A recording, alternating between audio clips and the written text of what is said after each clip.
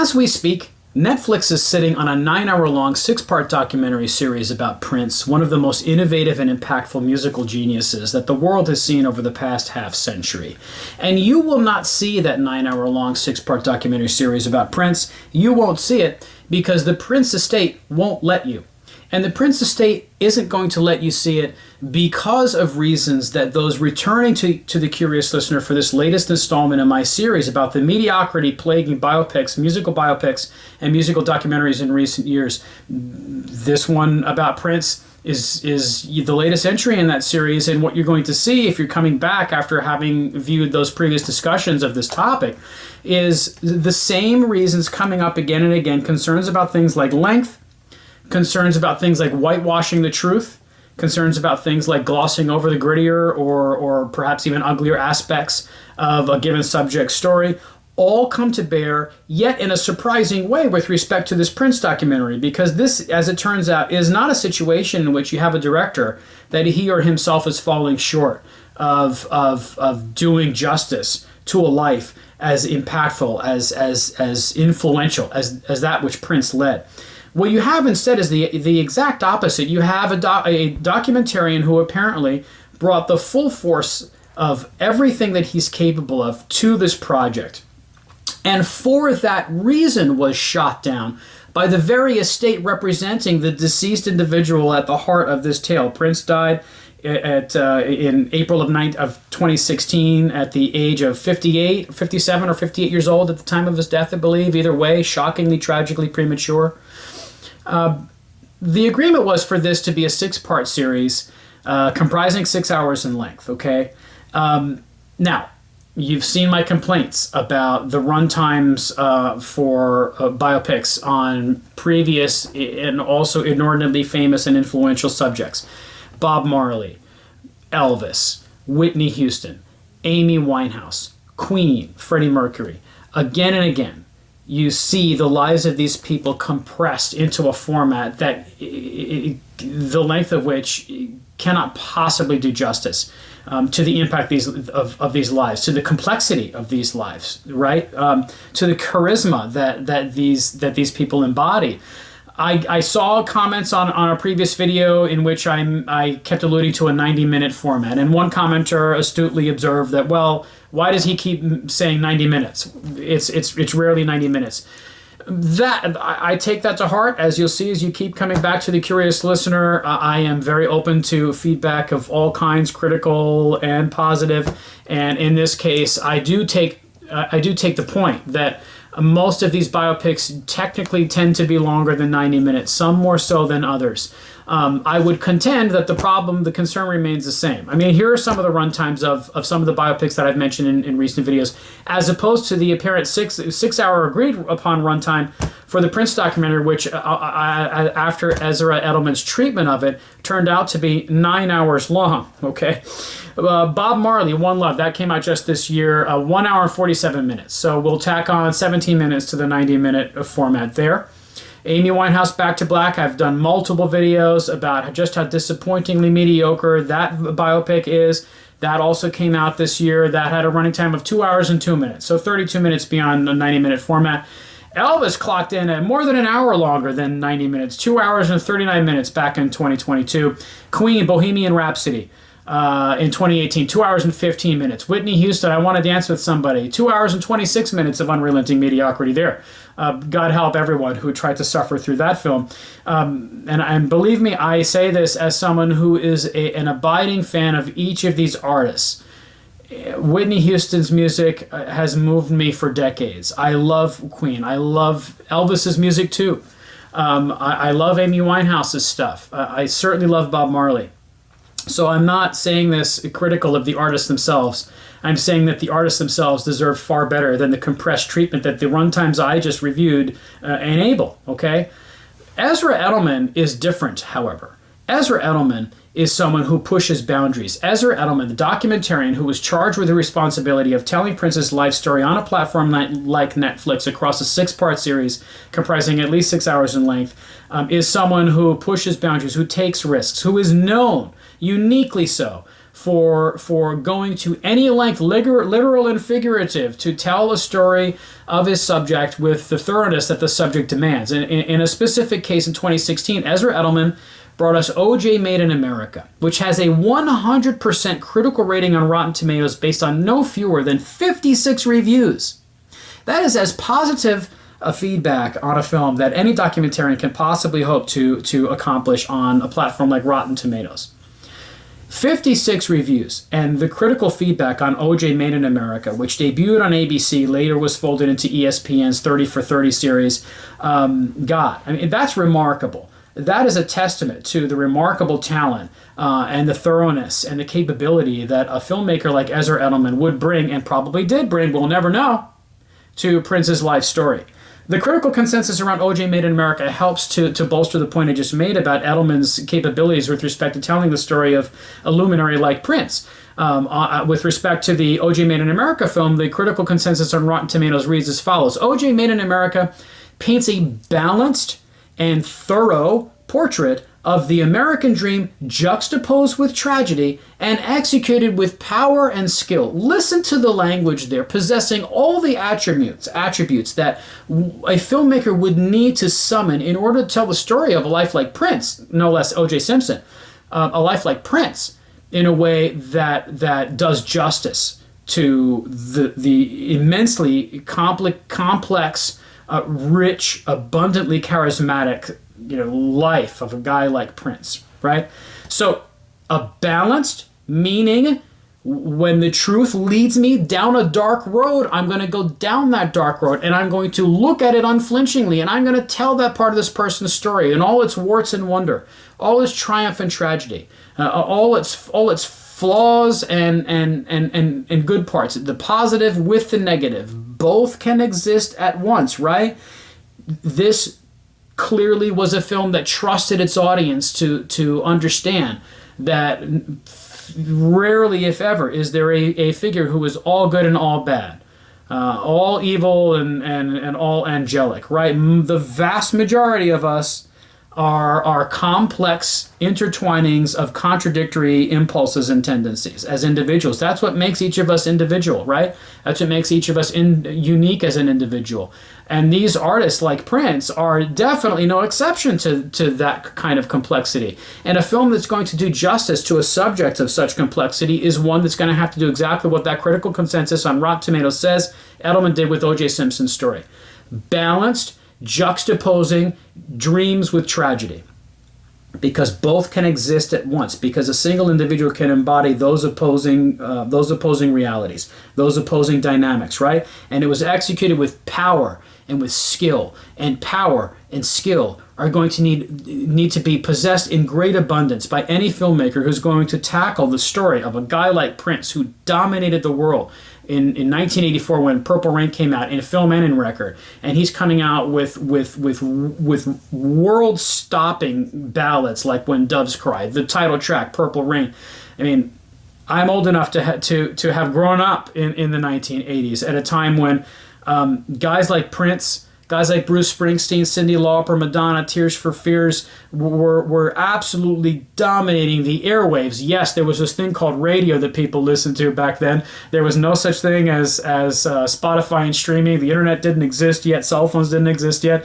Yes, kids, get on my knee and let me tell you all about the old days when the world was quite a bit different. My daughter has actually literally asked me if I am a veteran of the Civil War. I wish I were joking, but that's a real question that my 10-year-old daughter once asked me, only because I was alive at a time when the internet didn't exist. And at that time, when radio was really the almost the sole means by which music was amplified and brought to the masses, Prince dominated with Purple Rain. I mean, you had to be alive at the time to fathom the impact of that record upon its release. It was just incredible. So, a life of such incredible impact is a life that's going to have to be treated with all the power and skill that apparently Edelman brought to O.J. Made in America. Okay, we see further plaudits that Edelman has amassed over the course of his career, especially with respect to O.J. Made in America, that again lend to the idea that there was a lot of promise in this partnership between Edelman and Prince's life story. And again, it shows you that Edelman probably was the right pick for this project. He won the Academy Award for Best Documentary Feature at the 2017 Oscars for O.J. Made in America. By the way, this film also won a Primetime Emmy. It was the first film ever to win both an Oscar and a Primetime Emmy, blurring the boundary between the definition of what constitutes a feature film versus a miniseries. That's another fascinating reverberation of the success Edelman experienced with his O.J. Made in America film. Again, showing that this is a risk-taking documentarian, a history-making documentarian. All the characteristics that one would think Prince would have hoped that a person charged with the responsibility of telling his life story in film would possess, right? The series on O.J. that Edelman pumped out, I've told you the Prince thing in its initial cut that the Prince estate has objected to and effectively killed for the time being is 9 hours in length. Well, O.J. Made in America was 7.5 hours overall. It was a 5-part series, making it the longest film to be nominated for Oscar and the longest film to ever win an Academy Award. That was a record that had stood since 1969 when War and Peace, a more than 6-hour-long film based on a 1,200-page novel by Leo Tolstoy, won the Academy Award for Best Foreign Language Film. This is the kind of gravitas that Ezra Edelman brought to this project about Prince. Okay, I mean, this is a man who makes history, who pushes boundaries, who takes risks, who fearlessly approaches his subjects. Right.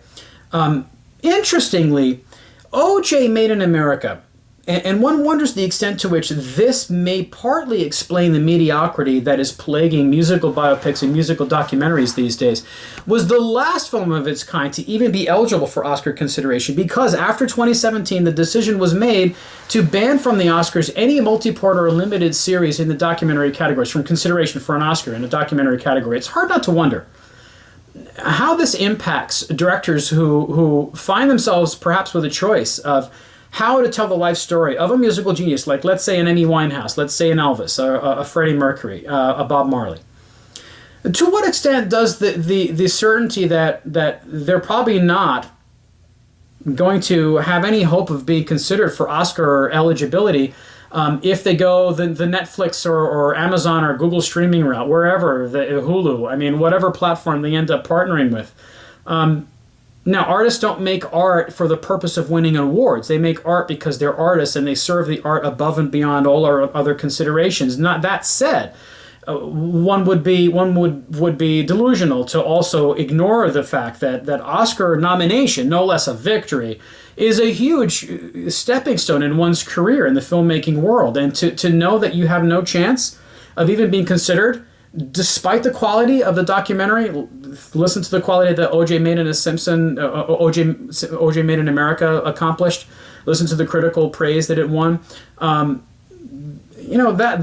perhaps explains to some extent why we're seeing this tendency to cram these huge lives into compressed formats, like even 2.5 hours. Okay, to often disastrous results in more recent years. Okay. Now, it's interesting also that the Department of Justice took a position on the Academy's apparent decision to ban from eligibility multi-part or limited series pieces. The DOJ issued a letter to the Academy saying, you might want to think about the antitrust implications of this, Academy. Listen to this paragraph from a blog that I'll link to in the description by a law firm itself examining this issue, saying, with its warning, the DOJ appears to take the position that the Academy Awards play a unique role in the entertainment industry and can harm competition among film studios amidst fears of large technology firms such as Facebook, Google, and Amazon becoming too large and powerful. The DOJ seems to be taking the side of another corporate giant, Netflix. Netflix, again, being the company that is sitting on this 9-hour-long documentary series about Prince. With continued mergers and acquisitions, including Disney's $71.3 billion acquisition of Fox's entertainment assets and the merger of CBS and Viacom, the entertainment industry will be controlled by fewer organizations going forward. The Oscars issue seems to be representative of this larger problem. Potential rule changes would not only affect Netflix, but would also impact smaller studios seeking award recognition. amidst power grabs by some of America's largest media organizations, it is imperative to recognize the impact eligibility rule changes for the Oscars may have on the wider landscape of competition within the music industry. So it seems to me that these eligibility rule changes, the mere specter of them, could perhaps explain to some extent the problems we're seeing with musical biopics and musical documentaries, okay? With the Academy clinging to the status quo whereby streaming services take a backseat to the more traditional movie-going experience one has by venturing to physical theaters to view films. It seems to me totally backward and draconian of the Academy to enact changes like this. I mean, think about how foolish Hollywood is going to look in the years to come. You know, with multi-part series after multi-part series getting churned out by streaming services that increasingly have a brilliant handle on how to manage stories about lives like Prince's, getting just ignored by the Oscars in favor of inferior entries simply because we decided we don't consider that stuff to be eligible. We're just going to ignore that they exist. You know, and also, you know, Ezra Edelman's treatment of O.J. Made in America blurs as I alluded to, blurs the boundary between the feature film and the miniseries. Which one was it? It won marquee awards in both arenas, an Oscar and the Primetime Emmy. So Edelman, as I mentioned, this is a guy who pushes boundaries. This is a guy who takes risks. This is a guy who prefers thoroughness to expediency. All the attributes one needs to produce a film on Prince, a documentary series on Prince that does the man justice, right? Length concerns, ostensibly at least, are at the heart of the Prince estate's objections to what they saw in the 9-hour initial cut of this documentary. There's a Variety story on this topic that I will link to in the description that reads in part as follows. While the deal for the documentary calls for a 6-hour series, okay, so the deal calls for a 6-hour series. Listen to this.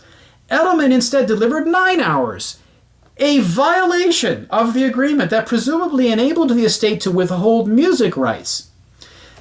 To which I ask the following question. What employer ever once is told that putting in longer hours is a violation of the employer's expectations?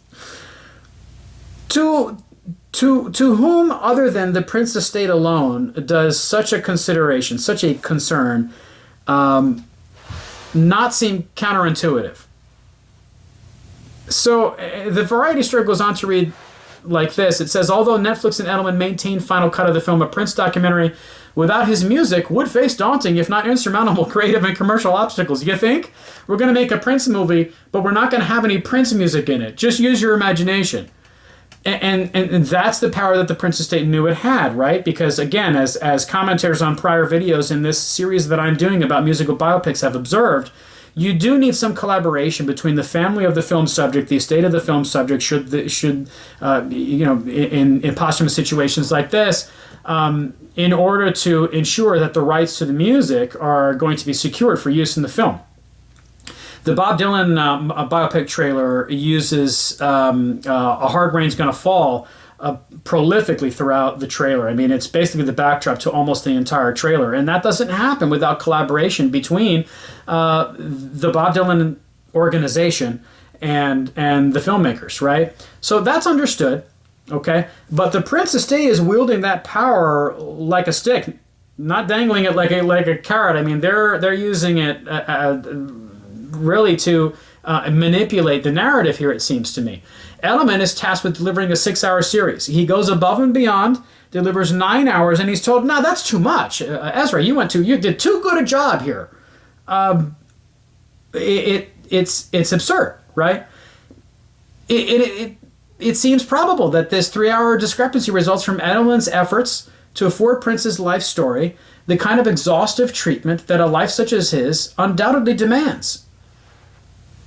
You know, I've been talking in video after video about how a failure to afford that kind of length to these immense life stories is a big reason why so many of these life stories that Hollywood's churning out at a factory-like pace are turning out to be so mediocre. Well, this was going to be the opposite. And now, the fact that this seems like a fundamentally irrational position for the Prince estate to take, you have to think about that. When anyone in any walk of life, not just the music business, takes a position that you know to be fundamentally irrational, chances are that the position that person or entity is taking really originate with purely self-serving, self-centered motives, really originate purely from a place of self-interest.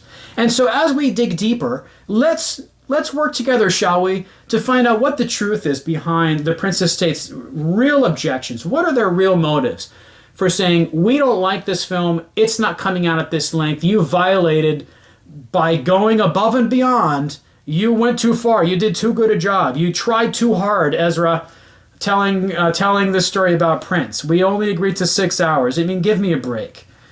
Was it explicitly stated in the contract that if the film turned out to be 6 hours and 1 second long, then it was a violation of the agreement? I doubt it.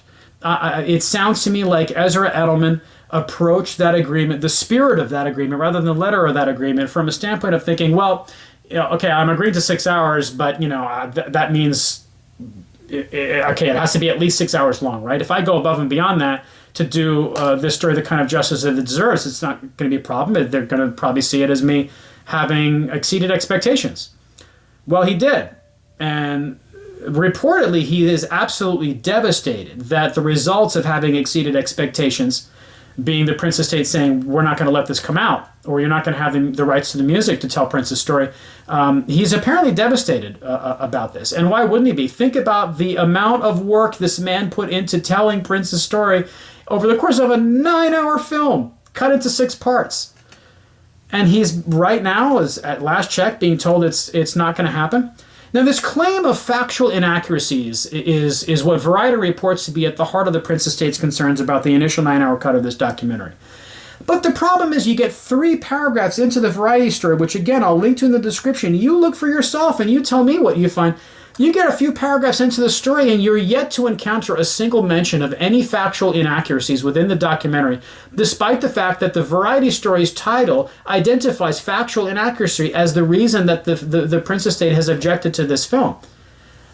The trouble with this film began early. It's tragically not surprising that it's come to this in a number of ways. One way is that Edelman actually reportedly replaced Ava DuVernay as the original director of this documentary. Now, she directed the critically acclaimed film Selma about the 1965 Voting Rights Act and accompanying civil rights march across the Edmund Pettus Bridge in Selma, Alabama. That's a deeply serious subject that obviously was handled with tremendous capability and honesty and grossed more than $50 million. It was also very well received critically, has a huge rating on Rotten Tomatoes. So one wonders, she too sounds like she would have been a perfectly fine fit to tell Prince's story. Why was she replaced? Did she perhaps, this is pure speculation on my part, I want to be open and honest about that, but did she maybe see the writing on the wall early on that the Prince Estate was going to expect to have an overbearing influence on the narrative of this film and decide to step away?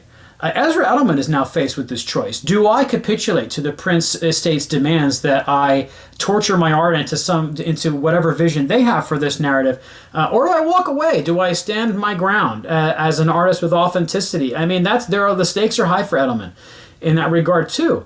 In this replacement of the director, the lack of reporting that I've been able to find as to why that happened speaks to the secrecy that has surrounded this film from its inception. Because Variety so much strangely also reported this. The original deal for the documentary, which was never officially announced but reported exclusively by Variety in 2018, was made between Neflix and representatives of Comera Bank, the interim executor for Prince's estate. We'll get to the unspeakable dysfunction underlying the story of Prince's estate in a bit. That, too, is just an utterly incredible tale. I mean, wait till we get to that stuff.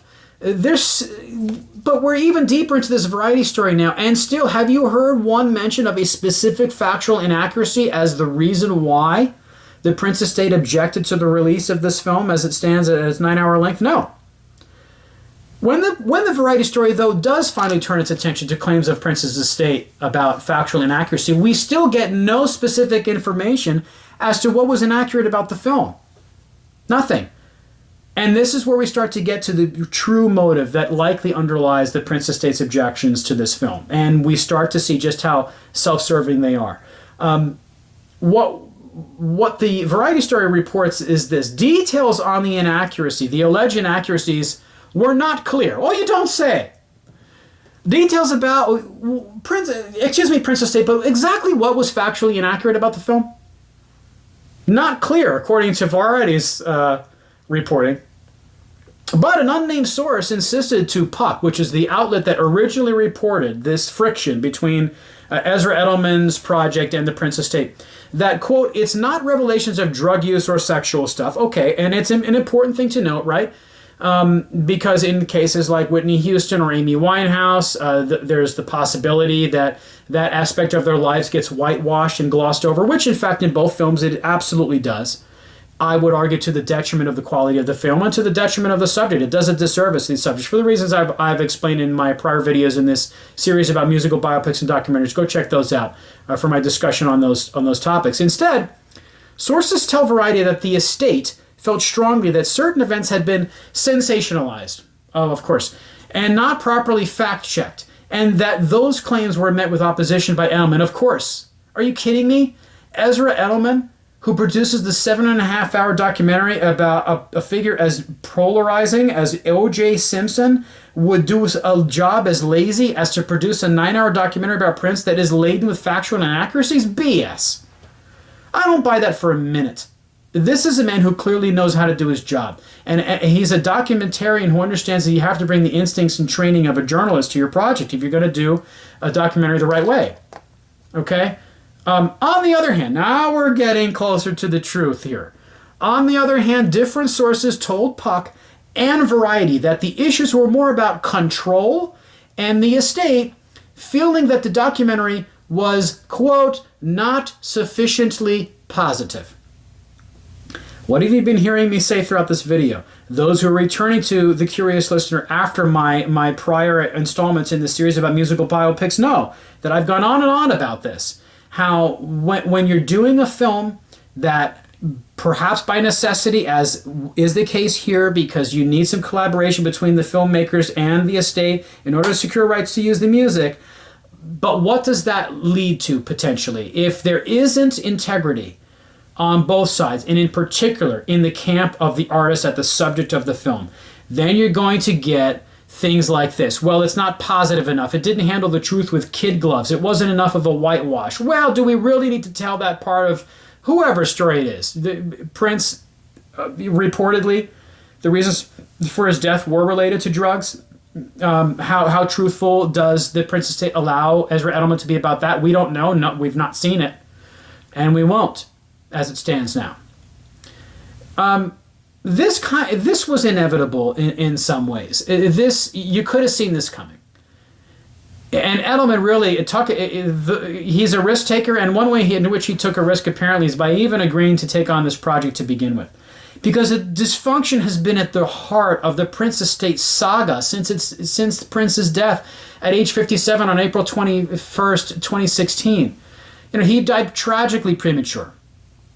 And it felt like a gut punch to so many of us. He died in the midst of a beautiful solo piano tour that a Prince superfan friend of mine went to and told me was unforgettable and unique in the lore of Prince live shows. She's, again, a Prince superfan, so she knows what she's talking about. He died as he was doing things like that. It was terrible. Now, there are varying reports about Prince's net worth at the time of his death, but did you know that Prince died without a will, without an estate plan? Did you know that? And what are the ramifications of that? Well, CNN reported in 2022 when his estate was finally settled. Remember we heard Comerica Bank having an ownership portion of the stake in Prince's estate? Well, when that was settled, CNN reported that his estate was valued at $153 million. I've seen other reports valuing it at $156 million, but hey, what's $1 million between friends, right? We're all loaded, aren't we? A few million, big deal. 153 million, 156 million. Who cares? We all got lots of money, right? But 1 million here, 1 million there. What does it matter? Well, it's, whatever. It's 153 million, 156 million, whatever it was. It was a lot of money. And for the man to have died without an estate plan, without a will in place, with that kind of money on the line, he left in his wake, sadly, utter chaos that this caused. And it's a kind of chaos that that law firms like to seize upon and use as fodder for their blogs. Are you sure? Look what happened to Prince. You sure you don't want to pay us to do your estate planning? You sure you don't want a will in place? You don't want to hire us for our services in those regards? Well, look at what happened to Prince. You don't want to be him, do you? In fact, when Bruce Springsteen sold his song catalog, I think for a few $100 million, he specifically said that he did not want his family to not have any plan in place. He didn't want his estate's heirs to be spending tens of millions of dollars in court, as the 6 heirs to Prince's fortune had to spend, deliberating over who gets what in terms of Bruce Springsteen's estate's value. That was an allusion to what had happened with Prince and his estate. Springsteen directly, explicitly said he didn't want that to be the case with his estate. Now, it's a funny thing to say, too, because it's as if Bruce Springsteen is saying, well, you know, they had to twist my arm to sell my song catalog for $300 million. I don't think that's the case. You know, I mean, I'm sure he didn't have to have his arm twisted too much to decide to sell his song catalog for hundreds of millions. But nonetheless, the point is a legitimate one. He didn't want his estate ending up the way Prince's did. And the way Prince's estate ended up, as this law firm's blog, which I'll also link to in the description, explains, is as follows. Without a will or estate plan, Prince's heirs, namely his siblings, found themselves in the very difficult position of having to deal with the many legal complications that arose during probate and having to pay millions of dollars they did not have on hand. The chaos worsened considerably from there, and this source goes on to explain, quote, since the Purple Rain singer passed away unmarried and with no known children, by law his siblings, which include his full brother Tika Nelson, half-siblings Sharon, Noreen, John, and Alfred, and Omar Baker, stood to inherit his estate. But the absence of any will or trust left his estate vulnerable to claims, and as many as 45 people turned up alleging they were related to the singer in one way or another, of course. This is what happens when you're worth $150 million and you die without a will in place. And this is the kind of dysfunction that Ezra Edelman became a willing participant in, potentially, when he agreed to take on this project. One of the claimants, by the way, these 45 people that came around, was, quote, an incarcerated man who claimed he was above Prince's love. He was Prince's love child with a fan. An incarcerated man who claimed he was Prince's love child with a fan. That kind of garbage. Okay, people crawling out of the woodworks with stories like that. Now listen to the cost that Prince's heirs endured as a result of the absence of a will or trust at the time of his death on April 21st, 2016 at age 57. Per Prince's half-sister Sharon, the 6 siblings collectively spent $3 million to defend their interests in the estate against claims alone. They also had to settle a $31 million tax bill from the IRS and pay legal and court fees, all without being able to touch a cent of their inheritance. The entire process, listen to this, required more than 6 years of efforts, 2,711 court filings, multiple DNA tests, and a reported $45 million in legal fees overall. The only people who win in situations like this is the attorneys, right? You always hear that, and it's true. The process, by the way, went on so long that 2 of these heirs died while all of this was tied up in courts in Minnesota, the place of Prince's birth, he being born in Minneapolis on June 7th, 1958. You can read much more of that source on the dysfunction surrounding the absence of a will and trust at the time of Prince's death, which this law firm suggests resulted from, quote, Prince having a distrust of lawyers from his early days in the music industry when he was allegedly made to sign deals and documentaries that were not beneficial for him. This could explain why he did not receive proper advice on the transfer of his assets upon his death. Implicit in that statement is, you do want to pay us for that kind of advice now, don't you? Look what happened to Prince. But that strikes me as a pretty dramatic response to a pretty common scenario. I mean, with apologies to Prince, I mean, the man knows much better than I do about dealing with attorneys on a scale that he would have had to. But many artists in their early days get ripped off. I mean, that's a story as old as dirt. I mean, Lana Del Rey, when she accepted a Billboard's Artist of the Decade award a few years ago, said that her managers bought her out of, quote, a deal I made for 11 records for $9,000. $9,000 she was going to be paid for 11 records. Lana Del Rey, you kidding me? I mean, if Katy Perry can sell her song catalog for, I think, $250 million or thereabouts, Lord knows Lana Del Rey can do much the same, if not more. 11 records for $9,000. I mean, look into Def Jam owing the Beastie Boys money and not paying them early on in the Beastie Boys career. Look into Neil Young in a band called the Mina Birds with Rick James signing a record deal with Motown Records that I think obligated him to sign away 100% of his rights or something crazy like that. Tom Petty, early on in his career, signing away 100% of his publishing rights to Shelter Records and demanding renegotiations and all the lawsuits that resulted from that. I mean, you don't just die without a will in place and leave your family to pick up the mess, do you? I don't know. I can't judge. I wasn't living Prince's life. I can't stand in his shoes. But from the outside looking in, it looks absurd. Despite all of this turmoil that I've just described, Variety makes this insightful observation, I think. They say, quote, considering their past differences, it is notable that both camps in the estate had a similar reaction to the documentary's initial cut, although a willingness by all parties to compromise has been suggested. Well, we'll see. But yeah, all parties involved in the estate had an objection to the film. Does that suggest, that there's something wrong with the film? Or does it suggest that the film is so exacting in its truthful portrayal of Prince's life story that they're going, whoa, wait, we don't really have to talk about that, do we? That's probably what's happening here. And we know what this will mean. I mean, what will compromise look like? Edelman's got a choice to make here. It's probably going to mean that he's going to be forced to shave off 3 hours from his 9-hour documentary to meet the agreed to 6-hour runtime, right? And what's that going to do? I mean, the estate's apparent inflexibility with respect to that 6-hour time limit gets a message across to Edelman that they will not allow his project to see the light of day unless it satisfies their insistence on a kinder, gentler narrative. As is the case with so many biopics that I've talked about in this series, so many musical documentaries too. More so the musical biopic. The documentaries, by and large, have been more successful, but these biopics are, in some cases, have been trash. So this is, in my view, this is tragic. One could perhaps go so far as to say that it's shameful. Now, we have to bite our tongues to some extent. We haven't seen the documentary. What's so grossly wrong about this documentary by an Academy Award-winning, a Primetime Emmy Award-winning documentarian like Ezra Edelman, who abundantly demonstrated his capacity for handling complex subjects like that which O.J. Simpson embodied? What is so wrong with the film he produced about Prince that the Prince estate has decided it's not allowed to see the light of day? I think it's tragic that apparently we're not going to get to see that 9-hour cut. It's probable that Edelman's narrative refuses to play games with the truth. And you know what? Prince's songs told the truth. And that's what made them so resonant to so many. Edelman's documentary about this man deserves the space and the length to do the same.